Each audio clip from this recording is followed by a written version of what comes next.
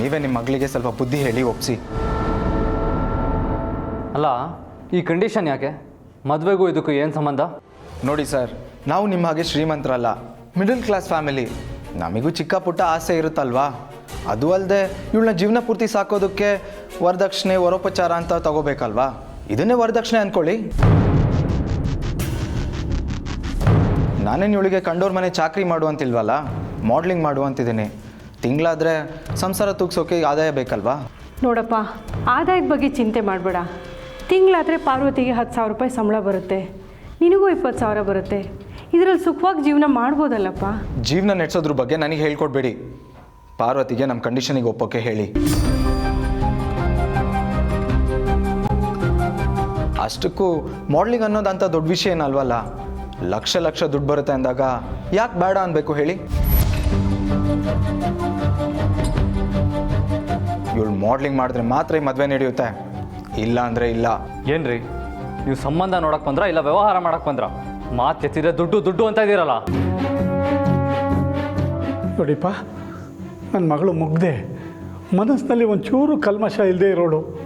ಅವಳಿಗೆ ಇಷ್ಟ ಇಲ್ಲದಿರೋ ಕೆಲಸ ಮಾಡಿಸ್ಬೇಡಿ ದಯವಿಟ್ಟು. ಏನು ಇಷ್ಟ ಇಲ್ವಾ? ಅದು ಮಾಡ್ಲಿಂಗು. ಹಾಗಾದರೆ ಆದಿತ್ಯ ಗ್ರೂಪ್ಗೆ ಯಾಕೆ ಮಾಡಲಾಗಿದ್ದು? ದುಡ್ಡು ಮತ್ತು ಹೆಸರು ಮಾಡೋದಕ್ಕೆ ತಾನೇ. ಇವಳಿಗೆ ದುಡ್ಡು ಮಾಡಬೇಕು, ಹೆಸರು ಮಾಡಬೇಕು ಅನ್ನೋ ಹುಚ್ಚಿಲ್ಲ. ಅದು ಇವಳು ಸ್ಪರ್ಧೆಯಲ್ಲಿ ಗೆದ್ದಿದ್ದು, ಇವಳಾಗೆ ಹೋಗಿದ್ದಲ್ಲ. ಸ್ಪರ್ಧೆಯಲ್ಲಿ ಗೆದ್ಲೋ ಅಥವಾ ಗೆಲ್ಸಿದ್ರೋ ಯಾರಿಗೆ ಗೊತ್ತೋ?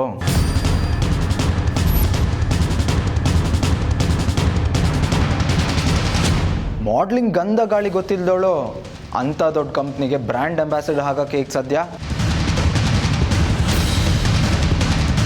ನೋಡಿ, ಇದರಲ್ಲಿ ಪಾರ್ವತಿದೇನೂ ತಪ್ಪಿಲ್ಲ. ಒಂದು ಅನಿವಾರ್ಯ ಪರಿಸ್ಥಿತಿಯಲ್ಲಿ ಅವಳು ಕಂಟೆಸ್ಟ್ ಮಾಡಬೇಕಾಗಿ ಬಂತು. ಇದು ಅವಳು ಇಷ್ಟಪಟ್ಟು ಮಾಡಿದ್ದಲ್ಲ, ನಾನು ಒತ್ತಾಯಕ್ಕೆ ಒಪ್ಪಿದ್ದು.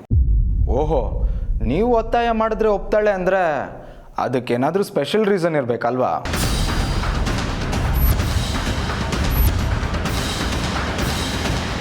ಅದು ಅಲ್ಲದೆ ನೀವು ಇವಳ ಬಗ್ಗೆ ಅಷ್ಟೊಂದು ವಹಿಸ್ಕೊಂಡು ಮಾತಾಡೋದು ನೋಡಿದ್ರೆ ಇವಳ ಬಗ್ಗೆ ನಿಮ್ಮ ಮನಸ್ಸಲ್ಲಿ ಆಸೆ ಇರೋ ಆಗಿದೆ.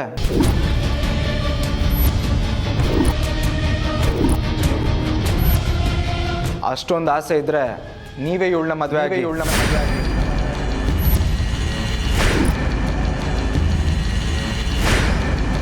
You bloody rascal!